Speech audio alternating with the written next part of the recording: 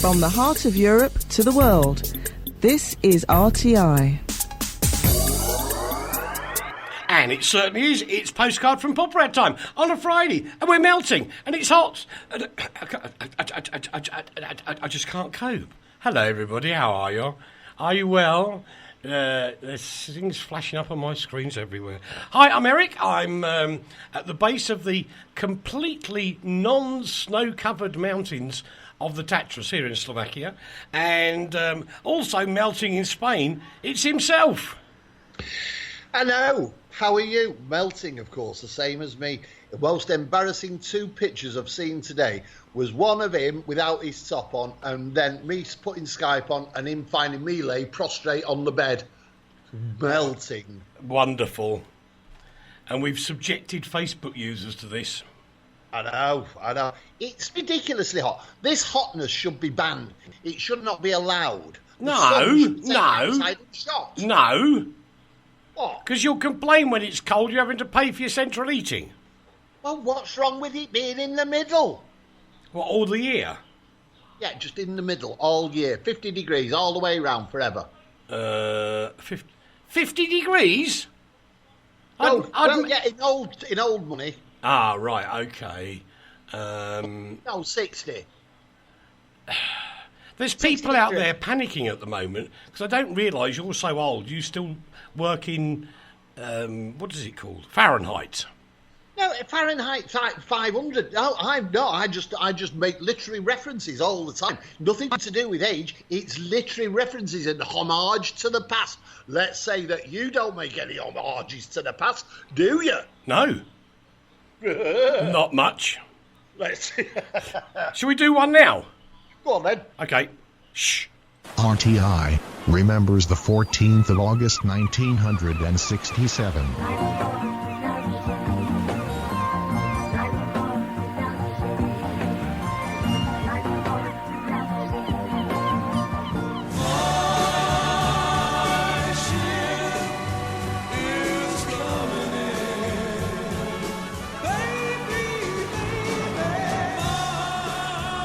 RTI remembers the 14th of August 1967. Ship to shore, do you need me anymore? This line is bad and fading. Ship to shore, answer my call. Send me a signal, a beacon to bring me home. RTI. For no man will ever forget Monday, August the 14th, 1967. And you know what's going to happen now, don't you, Lee? What? Dave Rhodes is here, so he's going to criticise my mixing of the jingle. He will. He'll criticise. He'll go, you could have got that 300 milliseconds faster. I bet he does. I bet he does. Right. What? The difference is he's a professional. Oh, thank you. He just says no comments. And bearing in mind, I taught him every bad thing he knows. Well, that's right, and he's forgotten everything you taught him as well. Well, it's probably a good thing as well. Anyway, we'll tell you about the 14th special throughout the show. I'm sure Lee's got bucketfuls of questions, and we'll manage. Here we go. Hang on, no. You can't break the record. Consumer Watch Foundation. There's a special on it. There, I did. Woohoo! Oh, for goodness sake. How does he do it every week?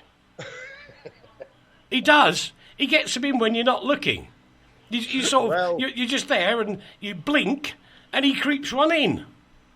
That's why I got divorced in the first place. Well, that's very true. Glenn Campbell, poor old boy. This is quite a... Dave's comment before we do this. Oh. He could have been quicker than you. Well, we don't really want to pursue that, do we? No, not in this heat we don't. That's for sure. We don't really top off, do you? No, absolutely not. Doing topless radio is not a good idea. Well, it is because I'm staying a little bit cool, but the reality is... And I do apologise if you can hear fan noise in the background. That's the air conditioning. I'm normally that's a fan. That's a fan. Yes, I'm normally too mean to put it on, but today I have no choice whatsoever. It has to be done. Glenn Campbell, and I will agree with this, he's the superstar singer of the 1960s and 70s. Died at the age of 81. He's been fighting Alzheimer's for some considerable period of time. Yeah. But he even managed to do some gigs not that long ago. And he's just one of those guys. And I don't get why. Because as Lee Williams will tell you, I'm not the biggest fan of country music on the planet, but Glenn Campbell just had that something special thing. He did. He crossed the barriers, he crossed the borders, and he made it popular. I'm not sure he's the world's biggest singing star ever. No, but he was a superstar, though. Of course he was, yeah. And I can't really think of anybody who didn't like him, like his songs like Nine Stone Cowboy and things like that. Were brilliant. So. You really are a rotter. But no, in truth, he never seemed to offend anybody, and he spanned so many decades of generations, it was unbelievable. And he was just, I don't know, he got that talent, that magic that... Talking about him not offending, he did have a bit of a rumbustious life, though, you know. Oh, here we go. He wasn't whiter than white. He wasn't... Well, no, he didn't. It's not my fault. I didn't make him do it. But he did things that perhaps he shouldn't have done throughout. Well, there is that to it. But he didn't seem... He didn't get... That's good. No, but he had these little rock and roll moments, yes. Yes, even though he was a country star. Yes. Well, that's a good thing. That's what made him a whole-rounded human being. Yes, indeed. Leigh offered this next story because I'm far too young to know about this. Ty Harding, the star of Bronco. Bronco, everybody must remember Bronco. I wasn't born when Bronco was there, but I listened to it in my mother's room or whatever it's called. Yeah, Ty, you must remember. And Ty Harding wasn't only Bronco. He was in all sorts. He was in the Battle of the Bulge. He was in Sergio Leone's. He was in A Fistful of Dollars. Was he? Yeah. Now you've got to something I can remember. Well, do you know, he actually was going to be the real first Batman. Was he? Yeah, he got pipped at the post by Adam West. And he was just good. Now, everybody's in love with Tom Hardy. In that era, in the 60s, everybody was in love with Ty Harding. And he was a bit of a chap as well. Was he?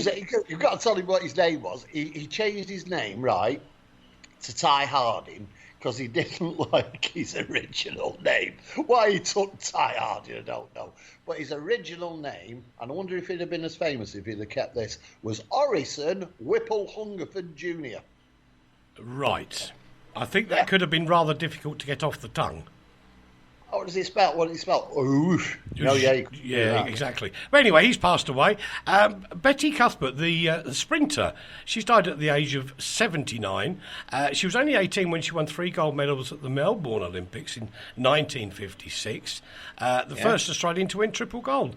Which brings me on to a little reminder. We must say happy birthday to... Rachel's mum. He remembered, boys and girls. Isn't that clever of him? For goodness sake. So happy birthday to Rachel's mum. Hope you're feeling a lot better now because she was a bit poorly. But let's hope everything's going really well for you. So have a great birthday and enjoy. Just make sure you keep Rachel under control. Exactly. I know that's going to be difficult because you've been doing that all your life. The funny thing with Betty is she was kind of like a bit unknown, really, wasn't she? Yeah. People don't think of her as a triple gold medalist. Oh, sorry, we're back there now. I thought we were talking about Rachel's mum. I was like, what are you talking about? No, not at all. Not at all. Betty Cuthbert. Yes. It's one of those things, isn't it? When you think she went on to win gold in the 400 metres at the Tokyo Olympics in 1964. And in our psyche, in the psyche of the world, 64 is what, 50-odd years? Well, just think about it. 1964, only 3 years before 67, where we're... Yeah. And she is still there in the psyche of the world. Which is good. Well, it actually makes, if you think, people have forgotten who Ty Harding was, and he was a superstar of stage and screen and all sorts of things, the telly. That's in Leigh's world. Yeah, in the world of the world. In the world of the world? Yeah, the world of the world, dear. But right. Betty, yeah, she's actually right. more remembered than he is. I'm trying to think of the song that went with... I know it was called Tokyo 64... because I can remember that bit. Bronco. No, there was actually what I think the Olympics in '64 was one of the first ones that had kind of its own dedicated song. Was that the Chinese song? No, you're thinking of Kai Sakimoto. Yeah, that's Sakimoto. Yes. Yeah. I've had a bottle of that last night. Yeah, right. No, but it was Tokyo 64. It was one of the first songs I can remember as being an Olympic anthem, as it was. Good job of 69 then, isn't it? Yeah, absolutely. We move on. Because this story is making me a little bit angry. Oh, no, don't get angry. I will. I know it's hot. And I'm all yucky, and it's not nice. And when I finish the programme, I promise I'm going to have a shower. Thank God it's not smelly radio. Because more than 4 million patients are waiting for planned NHS surgery. It's one of the highest levels since 2007. All the political pundits have jumped on the bandwagon of this. Yes. And it really annoys me because there's one statement from the NHS which I think sums it all up. Yes. And they say, we simply do not have the resources to deliver what the public now expects. Yes. And the optimum words are now expects. If you look at it, you have people going to A&E for a broken fingernail. Yes, but you've got to look at the simple fact there aren't that many A&Es about anymore. Well, there are. They are still there, Leigh. Come on. Not really. They've been shutting them down. They've been shutting them down left. Well, we don't have an A&E in the Midlands. Well, we do, but like I say, it's not. We don't have one. I don't think we have one in Stafford. We have to go to Stoke-on-Trent, or maybe we have to go to Derbyshire. And what people have been made to expect good things from the NHS, and quite rightly so. Because I don't have a problem with that. But the words are accident and emergency. Yeah, but it's not all to do with that, is it? Yeah, a lot of it is because, and this is my logic. So, right, that's why nobody understands it. Thank you. So what you have is a lot of people going to A&E because they can't get a doctor's appointment. So it gets bad. It gets bad, and then the NHS in the hospitals, they have to put more staff into A&E to cope with the swelling numbers of people coming in. No pun intended. So, So what you end up with is the hospitals using more and more resources in A&E, when in fact it should either be dealt with by a normal general practitioner or, as a lot of people used to, which they don't do now, pop to your local chemist who will advise you what to do, and often you can get something to fix your cold or something for less money than a prescription. So what worries me about this is everybody's jumping up and down, which I do get it, but, they are already saying they're planning for the flu in the winter. Now, the accident emergency should not be preparing for the flu in the winter. But it is beyond that. You see, you've got to bear in mind, right, we have an NHS system which everybody apparently admires across the world, and actually it isn't free. Basically what we have is you have health insurance. Basically, yeah, it's health insurance that we pay for, like they do in America. But actually, it doesn't function that well as private medical care. It just doesn't function that well. No. And one of the reasons is because all of our doctors, all of our MDs, medical practitioners, they're all now earning such outrageously massive incomes for themselves. They're all businesses.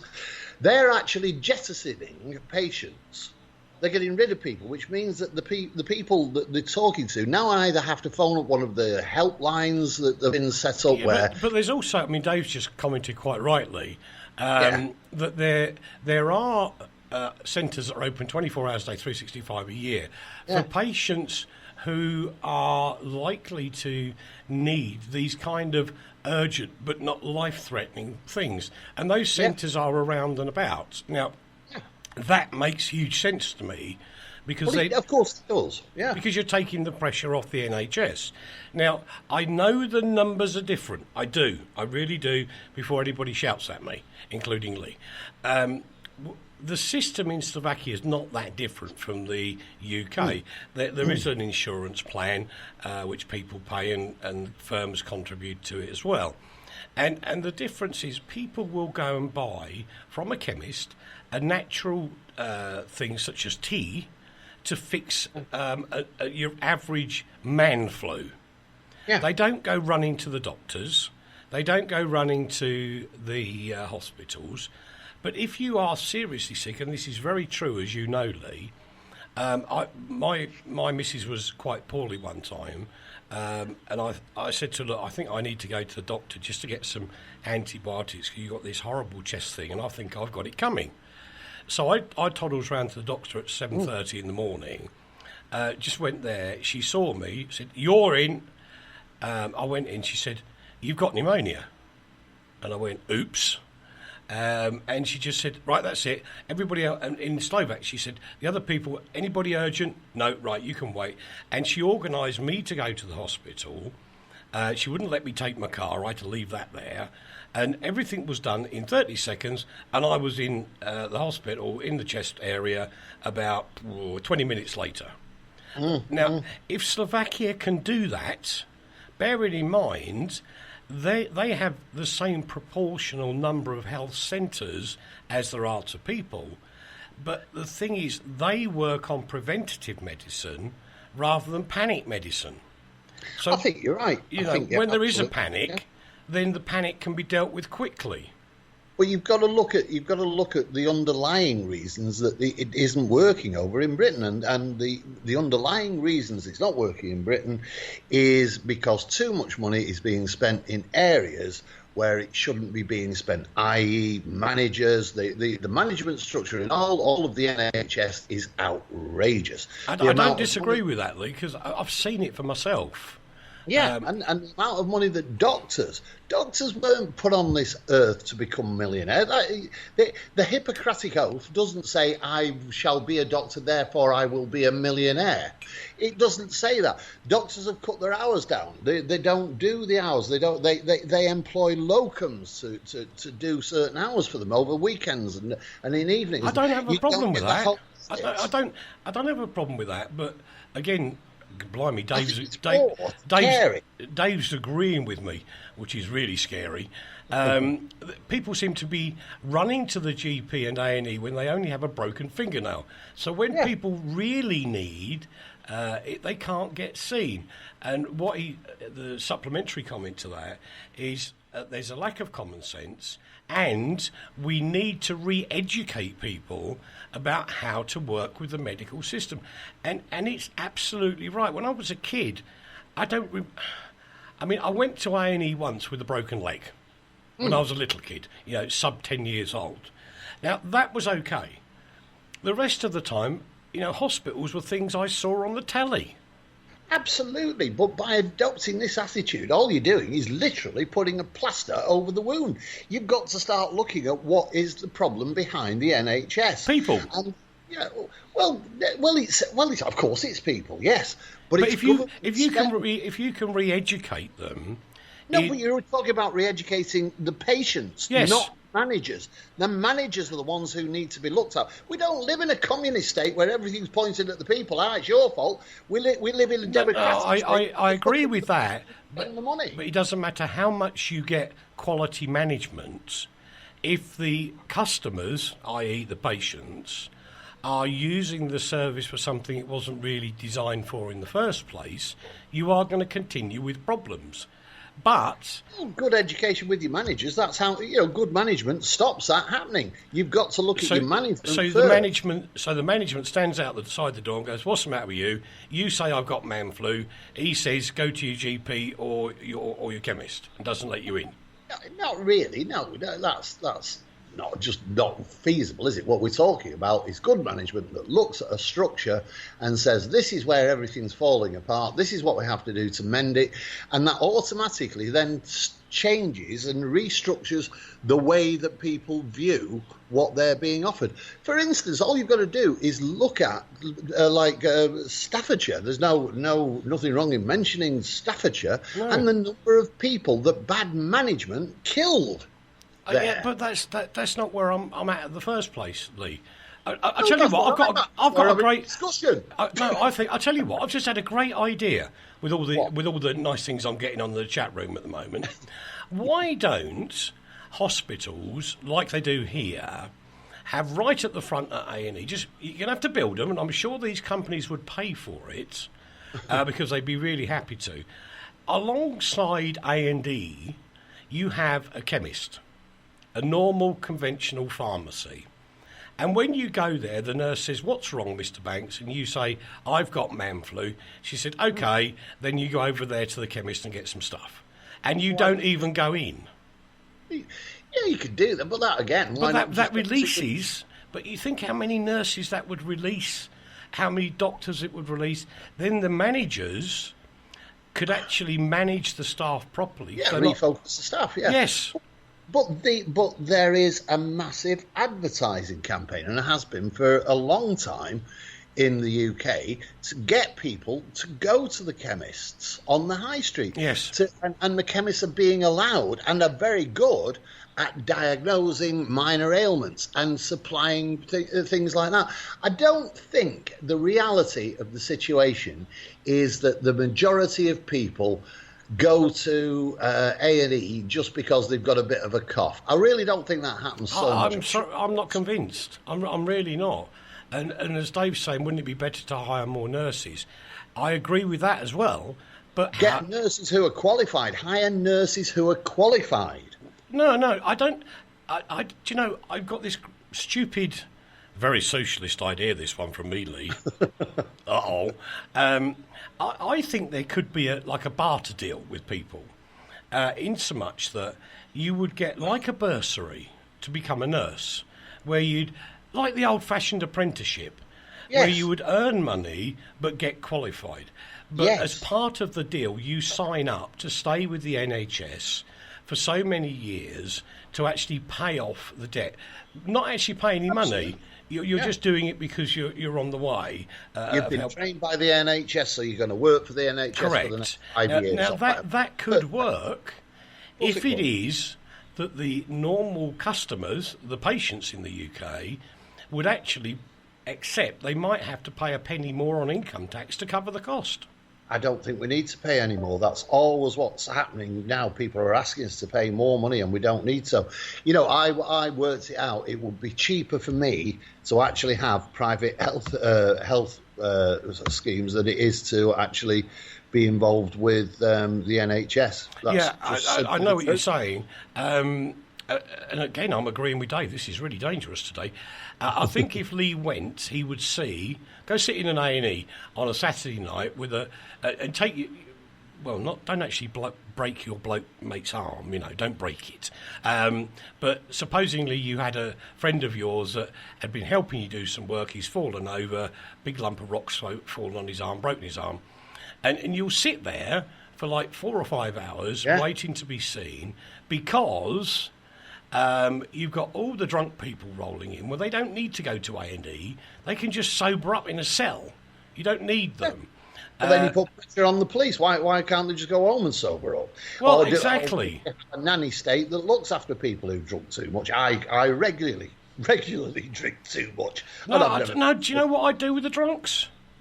I would have a sort of special police car, and I would take them home. And I would charge them money to take them home. I think that's right as well. I think that's absolutely right. Yeah, Dorothy's just written to us, and she's somebody who knows the NHS extremely well. She does. And she says one of our ways of this is in the UK, dealing with the overuse of A&E is to have a GP, which is agreeing exactly with what you've just been saying, actually. I'll start here again, though. One of the UK's ways of dealing with overuse of A&E is to have a GP service alongside it. I agree. How widespread this is, as yet, I don't know. It should be spreading quickly, though, for our normal hours assistance. Yes. I can't see the incredible value to it. Yeah, I can, because it's like, and I hate to say this, but the NHS has to be more corporate. And, absolutely. And I don't mean corporate in paper pushing. I could never say it. I mean more corporate in the logic it uses. Therefore, when you come in, you're actually really assessed, properly assessed. And I've had no complaints. I mean, I had a very nasty accident a few years ago, tumbled downstairs, and it did end up with a hairline crack. It was only a hairline crack of my neck. And they dealt with me incredibly quickly, and I thank them for it. But, at the end of the day, I was stuck outside because there was no cubicle available with the sort of bit round your neck and all the rest of it. And these people were actually trying to cope with so many things, like a child had banged his foot. Now, there was no break, went to X-ray, nothing to do, and the parents wanted the hospital to do everything for them rather than going next door and seeing a doctor or a chemist. Just because you've got a bad pain because you've lifted something awkwardly during the day, don't wait till 10 o'clock at night to go to A&E. Go to the chemist, get some treatment for it, and away you go. That's how I was always taught to treat the health service. First of all, right. Yeah. I was agreeing with you, but now I'm not agreeing with you. Why? Because I think the A&E has to be there for things that happen out of hours. And I think the odd occasion when somebody sits there and says, "Oh, I've hurt me leg, I'll sit here for a bit and watch a bit of Coronation Street. Whoa, it's midnight, I better go to A&E." I don't think that happens about that often. I think it will do, Lee, because as you get more tired, the pain gets more angry or more excessive. And therefore, you do feel rubbish. And it's like every ailment. Maybe you need to investigate that. The whole of the thing we're talking on a level of just thoughts and ideas rather than looking at the kernel of what the problem is. And the kernel of what the problem is that this vast amount of money that the NHS is given on a yearly and monthly, weekly basis is not being spent in the best way it can. I agree. I totally agree. Yeah, and that's why I was agreeing with you too. We're all agreeing. Even David's agreeing with us. This is a bit of a shock to the city.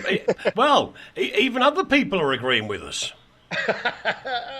Good old Dorothy. Thank you, darling. My only advice would be, before you go running off to A&E or running down the pub and getting drunk, think about the impact of somebody that's had a real accident, a car that went out of control and they need help quickly.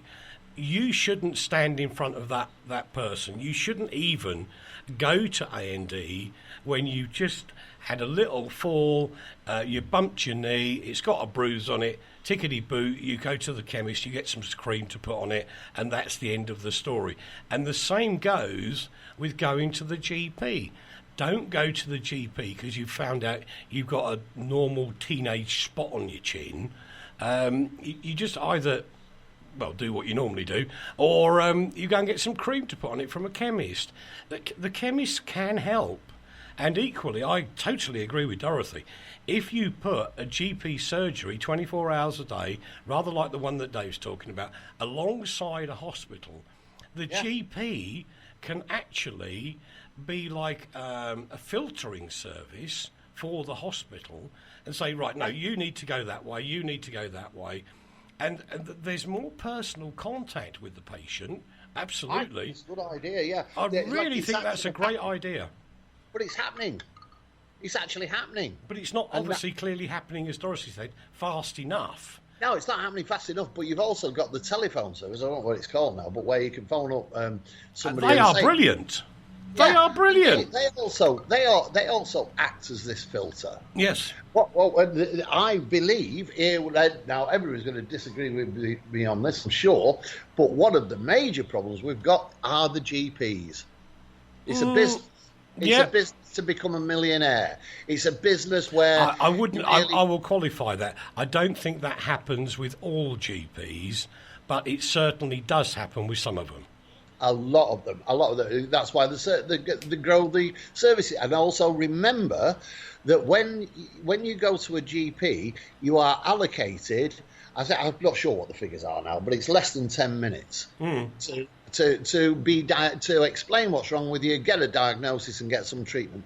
That again is where things go wrong, because many people are now ending up in hospital because they've been misdiagnosed or they don't understand what to do. Well, exactly.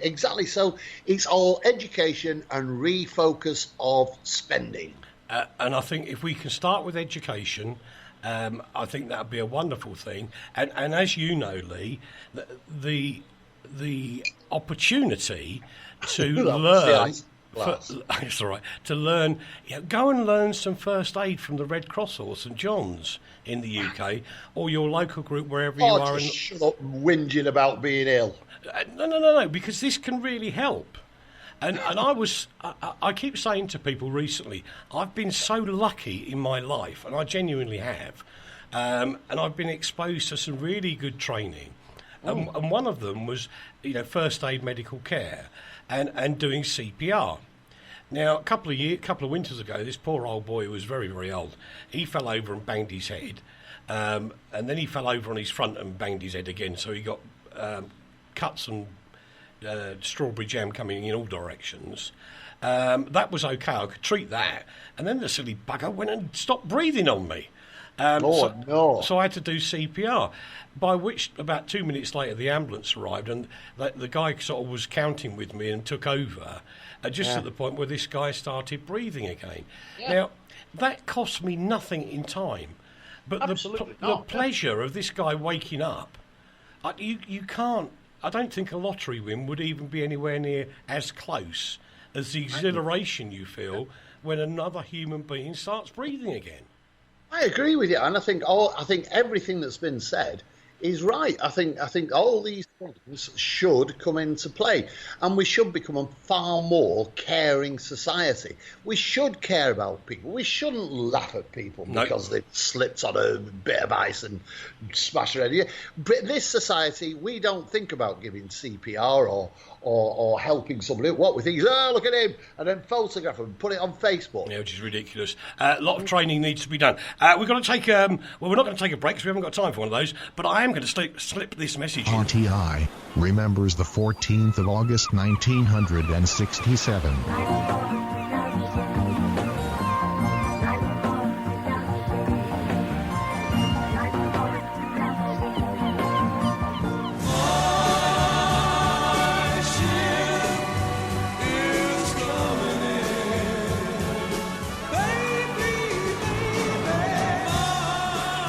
RTI remembers the 14th of August, 1967. Ship to shore, do you need me anymore? This line is bad and fading. Ship to shore, answer my call. Send me a signal, a beacon to bring me home. RTI. For no man will ever forget. Monday, August the 14th, 1967. And we'll be coming to that in a short period of time as well. To explain that, there will be a special here on Monday. Carrying on with the health thing a little bit, and this kind of, I don't know whether endorsed is the right word, because it's quite a tragic situation, which could be cured. With pregnant mums, birth defects, miscarriages, all that sort of stuff, there's some amazing research from Australia that has shown that vitamin B3, which is called niacin, can actually help a heck of a lot. And this is where everybody else is going to be going, and I'm going to go, cool. You find it in Marmite. Yes, and Marmite contains 36% of your average daily allowance. Which is brilliant. What's the serving of it? I love Marmite. Yeah, I do as well. But the thing is, this is one of those natural things you can do yourself. Marmite on toast in the morning, perfect. And all of a sudden, you've improved your medical status, which has got to be brilliant. It is. Marmite is a wonderful, wonderful thing. Yep. Have you ever had Marmite and ice cream? No. Try it. No.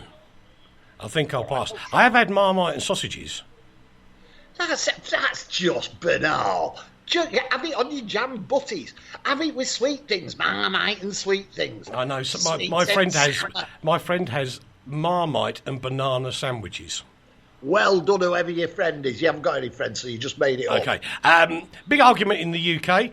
The recruitment of a child rapist to work with the police, it cost £10,000 in Northumbria, has resulted in 17 men getting arrested and one woman as well. And at least, almost 300 girls may have been freed from a terrible life of prostitution. And the NSPCC's gone off into one, saying it beggars belief that the police have done this. Now, I listened very carefully to the Chief Constable of Northumbria, that's Steve Ashman, and he said it's really hard being a parent, paying this money out, but if the circumstances were the same, he would do it again. And I've got to say to people, if you want to catch a thief, rent a thief. Yeah. Well, he said, simple fact, we've always paid. I don't understand why the NSPCC, I used to like the NSPCC, but I'm very doubtful about the political motivations at the moment. Because the police have always paid informants. That's the simple fact of life. Yep. Police forces across the world pay informants. There is no difference here. And big criminals, murderers. Yeah, exactly. And this bloke didn't give evidence. He didn't appear in court. But he needed to be kept in line. What are they going to do? Hold a gun to his head? No. What else are they going to do? He needed to have a motivation to do what he did. Yeah. And he did it. He didn't get any great kudos out of it. If one of these girls' lives was worth around £30 or 35, 40 euros, I've got to say it's worth every penny. I'm also rather annoyed about people going on about the 9/11 victims, because another one has been identified. And people are complaining it's costing too much money. Get lost. I agree. No, I didn't mean you. I meant them. Yeah, me too. I mean, I can honestly tell you, boys and girls, and Dave will remember this because he was alongside me at the time. We were doing a rather large radio project, and one of the consortium involved was a gentleman in New York, and he was due to phone me, which he did. He was very honest and did phone me, and he just said, "Eric, I can't work." I said, "What's the matter, Steve?" And he said, "My niece is in the towers and we can't find her." Now, if you experience that, there is no money on planet Earth that's big enough to even consider not using to find more or find the identity of more people so that they can actually lay to rest. And I think that's absolutely right. 100%. And these people who've been complaining about them spending money on it, you've just got to look at that fact that you do not know what happened to your child, your offspring, absolutely, your father, your mother, and at least the people are working properly to put your mind at rest along with the remains of your family. That's right. Jeremy has been... no. Poor old Jezza. He's been in hospital with pneumonia, but he'll get over it. He's still in hospital. He's still there. I know, but he's tweeting. He's really poorly. I know, but he's tweeting, so he should be okay. Well, his little arm's working. Oh, poor old Jezza, eh? Oh, I know. It's all that drinking and all that smoking, see? It's that rock and roll lifestyle you keep going on about. Exactly, and he's admitted it. He says, what did he say? Oh, no. One of his managers said, Jeremy's never been too concerned with clean living. He's just a man's man. That's the end of it. He's a blokish bloke and he's made himself poorly with all that naughty drinking. Yes, I kind of know that. This was just phenomenal. And I tell you, heads are going to roll with this one. The BBC News was on. That's at 10 o'clock in the evening, UK time. And in the background, you have this sort of background of where people would normally work during the day, and you see their screens, and it normally just has the BBC logo on it. But not this week. On the left-hand side of the screen, there were ladies' boobies. Yeah, and I tell you what, if you had your Skype on, there'd be gentlemen's boobies, wouldn't they, sitting there complaining about them, and you're sitting there doing topless radio? Well, that's slightly different. But there was, shall we say, an adult movie being watched by somebody. And I tell you what, whoever it is, when they find out, he ain't working for the BBC anymore, that's for sure. I just wonder what, you see, really, nobody's actually looked into this and found out this could have been research for some kind of programme, and he could become, like it says there, the whipping boy for it, yeah. You don't sit on the set of the news channel and do that form of research. You go to an office. You are. Yeah, you go to the gentleman's blue. Something like that. Around 700,000 eggs from Dutch farms have been linked to contamination scare. Can I just repeat or paraphrase what the health chappie said last night in the UK? Yes, they are taking products away from the shelves, but to actually get any kind of illness from this incredibly low level of infection, you'd need to eat tens of thousands of eggs. So whilst it's not right, whilst it is absolutely wrong, it's not going to kill you. But on the other side, take your eggs back because there is something wrong with them. No. Eggs in boxes are not the same, Lee. The eggs... 700,000 eggs from Dutch farms are linked to a contamination. Yeah, but these all go into pre-prepared foods. They're not the ones that have the little lion stamped on them in the UK, which you have in boxes. Those are totally different. I didn't mean take all your eggs back. The ones that... sorry. I was misleading the public. You were, rather. It's all to do with pre-prepared foods rather than eggs in boxes. So don't go panicking over it. And if you've eaten something like that, don't go running to the doctor or I&E going, I've eaten an egg in somewhere in here, because it won't hurt you.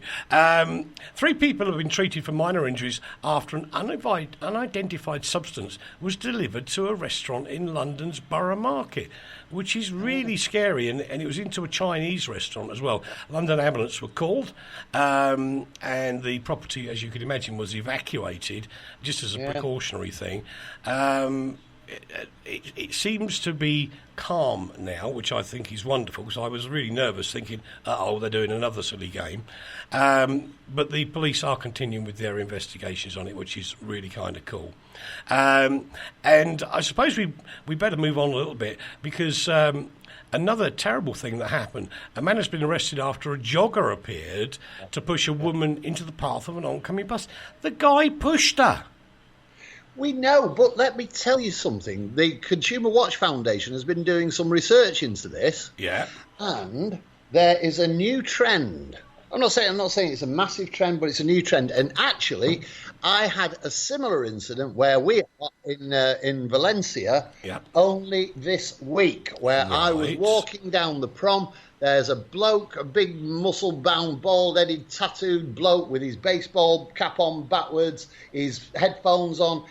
I could see through his glasses he was looking at me. And when he got up to me, he turned into me to make me move. Well, as you know, I'm 6'5" and 19 stone. I ain't moving for nobody. Yeah, I know. And he skimmed past me. But there is a new trend where joggers who feel they are the new bike riders who are being threatened and cause problems everywhere are now attacking people for no reason at all. Yeah, bonkers. We've got to do this one because it's got an important telephone number and we wish to give it out. A young boy has died following a collision with a vehicle in a hotel car park in Greater Manchester. It's the Ibis Hotel on Trafford Road, which I'm sure Leigh knows incredibly well. Now, the police are asking for help. So if you can help, the number is a Manchester number in the UK. So it's within the UK, just dial 0161 856 4741. That's 0161 856 4741. And if you were in the Manchester area at that particular time, it's around 9 o'clock. On Thursday. So if you did see anything, don't be afraid. You can phone the police in absolute secrecy.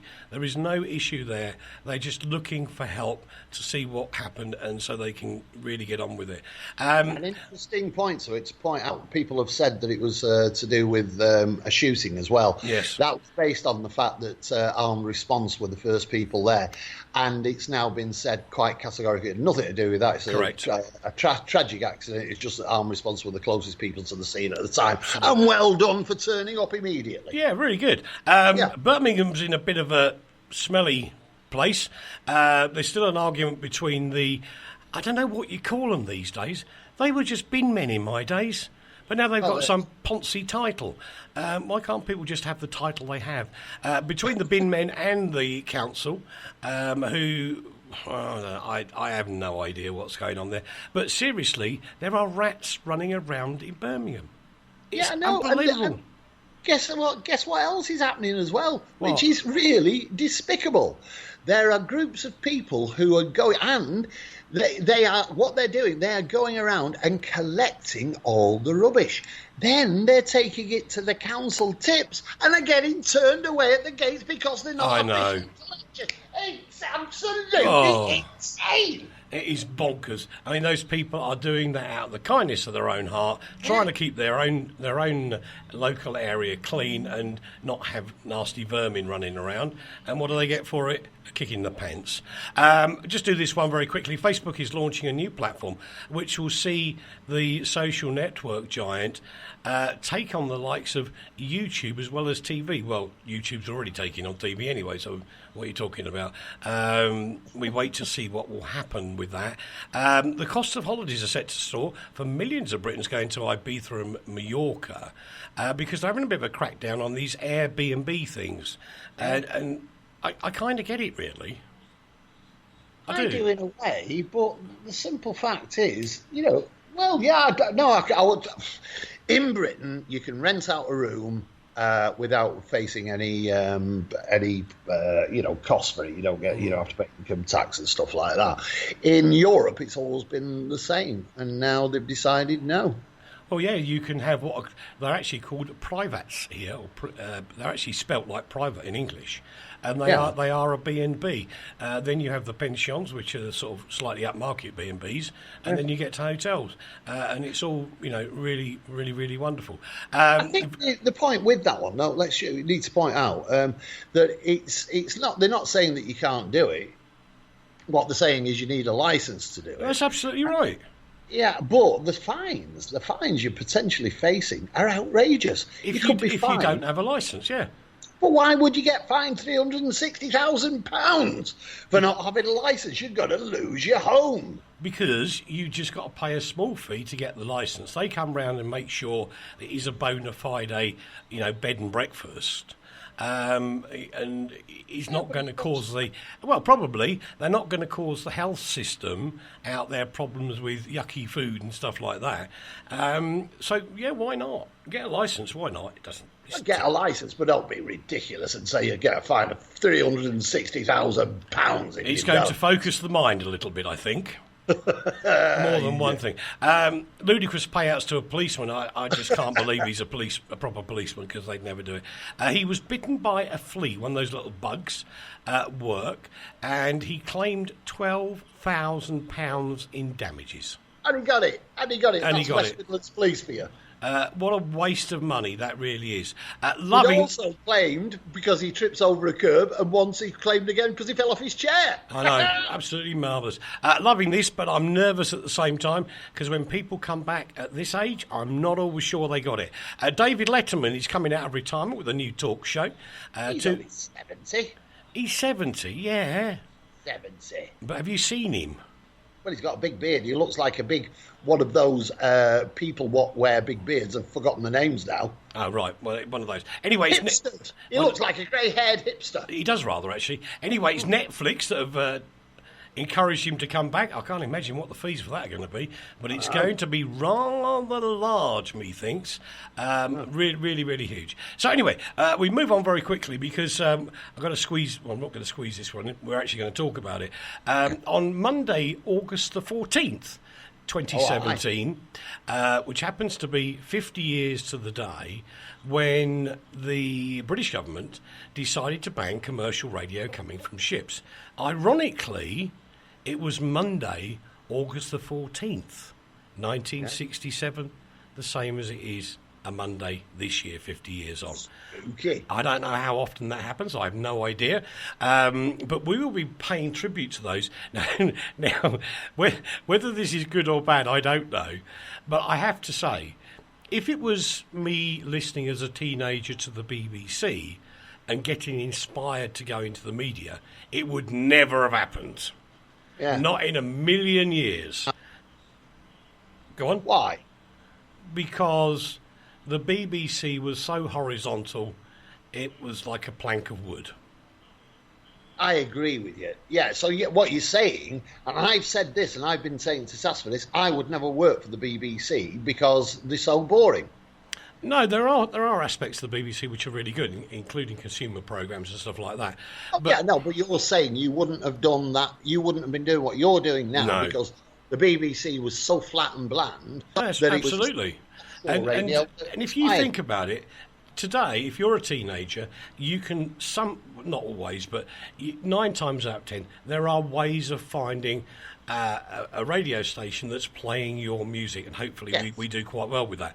Now, back in the day, prior to Radio Caroline, then the excellent Radio London, the truth is that you had like, and I'm going to get, I've got to do it. Sorry, I've got to say the E word. Oh. You'd have a big hit in the States with Elvis. Yes. And on the BBC Light programme, the BBC orchestra and singers would sing the Elvis song. That's right. How pathetic is that?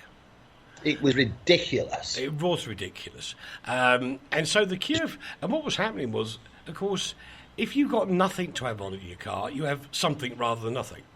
Now, the BBC were getting absolutely trounced by young people walking around with transistors, me included. And when you came home from school, it was like every week there was another radio station. It was so cool. And there was everything there, from classical, middle-of-the-road stations through to more rocky stations, real high-class American-style stations. And you had a choice of listening whenever you wanted. Yeah. The downside, and this is a huge warning for politicians, I really believe this, and I know people that do not vote for the then government to this day purely because they turned off the offshore stations. And if you take something away when it's still on the up, it's going towards its prime, it is growing in momentum, and you say, well, stop, not having any more of that, you can't do it anymore, no. The young people remember that forever, till the day they drop. They do not forgive you. You cannot get away with it. And they will always say, you did that to me when I was in my teenage years. And it comes back to haunt you year after year after year. And if that wasn't the case, how come are we absolutely inundated on social media with the messages we've already put out to say that on Monday we will be remembering 50 years ago, and the people are going, oh wow, and it's so exciting for people to think they are going to recapture their youth, which in one foul swoop, 1 minute it was there, click, it's gone. Do you know what we've never, ever said? No, I don't mean us. I think we have said it, and we discussed it earlier in the week. But most people have never said why they banned it. Because they wanted control back. That's right. What did they want to control? The youth. Exactly. And what was happening in the rest of the world when this took place?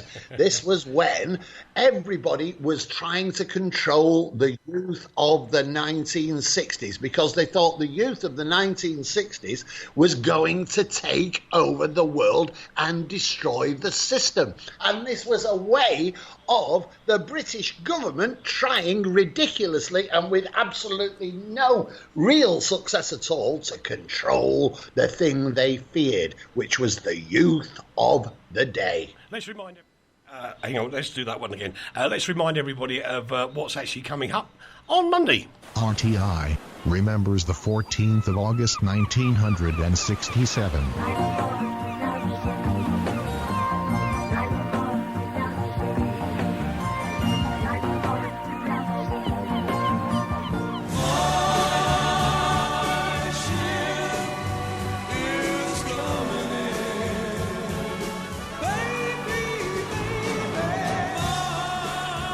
RTI remembers the 14th of August 1967. Ship to shore, do you read me anymore?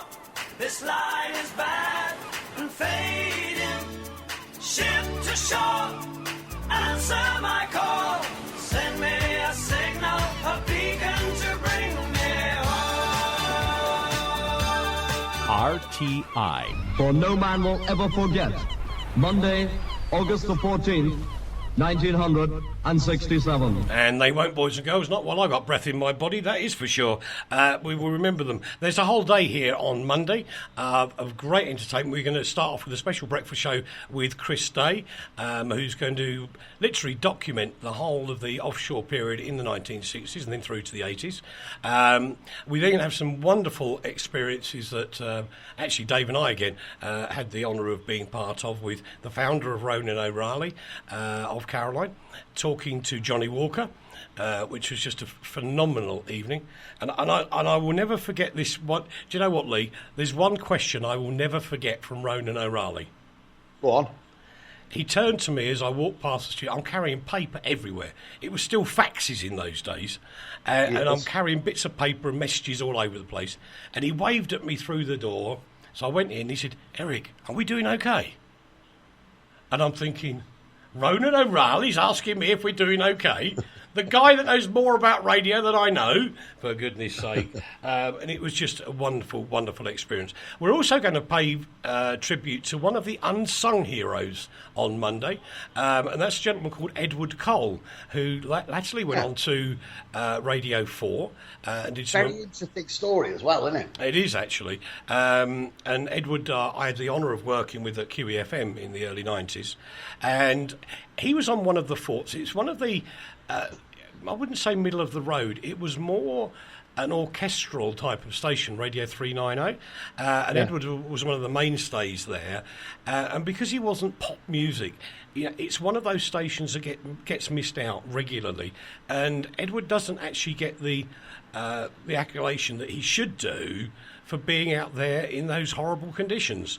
So this particular year, we found a super recording of a programme called Serenade, with some really cool big band music on there from Glenn Miller and crew, and we're going to play that at lunchtime as a little tribute to the late Edward Cole as well. So we're nearly there, mate. We've got to go. I know, I've just noticed this second. You haven't done a plug for the you know what? Well, because you kept telling me off. Ladies and gentlemen, boys and girls and everybody else, go to Consumer Watch Foundation, read Eric's story about offshore radio, have a look at the schedule of what's going to be on Monday, and get there and listen. I'll be there without a doubt. Well, I'll tell you what, you're going to be hearing things that even you haven't heard before. Ooh. Which is a bit of a shock, isn't it? Well, it might be, it might not be, I don't know. We'll have to have a listen. It'll be a bit of a shock, and I have my little rant in the morning to introduce everything. So what are you up to in your 40 degrees this weekend, sir? Well, we're going to nip off after this, we're going to have a little bit of breakfast, and then we're going to go and see some new bands who are playing in this area of the world. Because if you remember, the ConsumerWatchFoundation.com carried a story 2 weeks ago about the way live music has been banned. Well, it's started again, and we're off to see the bands. Nice one. I like that. I think that's really cool. Yeah, we can go with that. For my sins, I think I'm going to be hiding in the Shakers. It's too hot. In the Shakers? In the shade, dear boy. In the shade. Oh, sorry, there's a pub round here called the Shakers. Right, come on, Sooty, time to say it. All right, I forgot what to say. All right, bye-bye, everybody. Bye-bye. Lovely done. Beautiful. Thanks for your company. Come and join us next week. And don't forget, August the 14th, 2017, on Monday. It's a biggie. RTI remembers the 14th of August 1967.